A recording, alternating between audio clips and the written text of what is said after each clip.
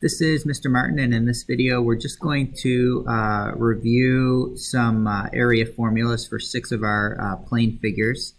So go ahead and make sure you have your own paper and something to write with. If you don't, go ahead and pause the video and go ahead and take care of that.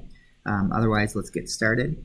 So whatever I write on the screen, you're going to write down on your notes, and you're going to turn those in, and you're also going to keep this handy as you do our area assignments. So we've got our area formulas. Okay, and first we have our triangle. And we know the area is going to be 1/2 base times height. And then again, B is the base.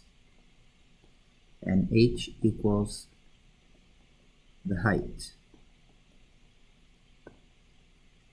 Okay, and remember that the base and the height have to be perpendicular to each other. So that's number 1. Number 2, we have our rectangle. So we have area equals length times width. Okay, let's write down what the L and the W are. L is length,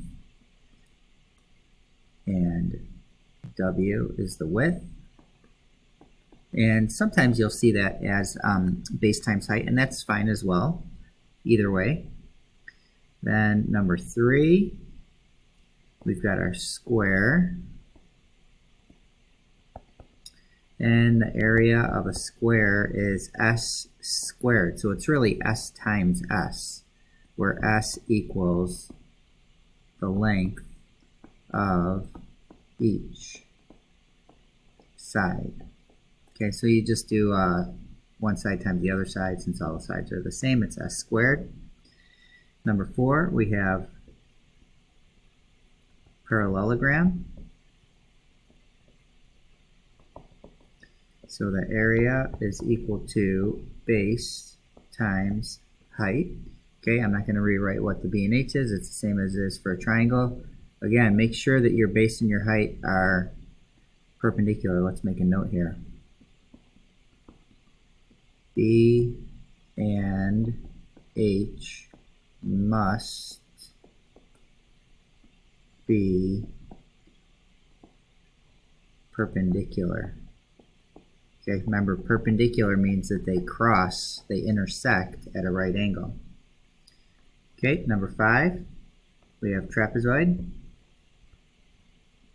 Be careful with your trapezoid because sometimes they'll flip it on its side, so you maybe have to kind of turn your head to see where the bases are.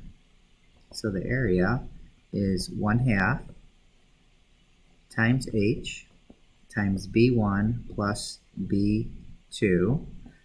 Okay, H equals the height, and B1 and B2 are the bases. Okay, so just another useful tip here, when you're plugging a half into your calculator, it's sometimes easier just to do 0.5. All right, and then our last one, we have our circle. So area equals pi times r squared, and r equals the radius. Okay, so you have to be careful because the radius goes from the center to a point on the circle. If they give you the diameter all the way across, you have to take that number and divide it by 2 to get the radius. All right, and if your calculator has a pi key, use it.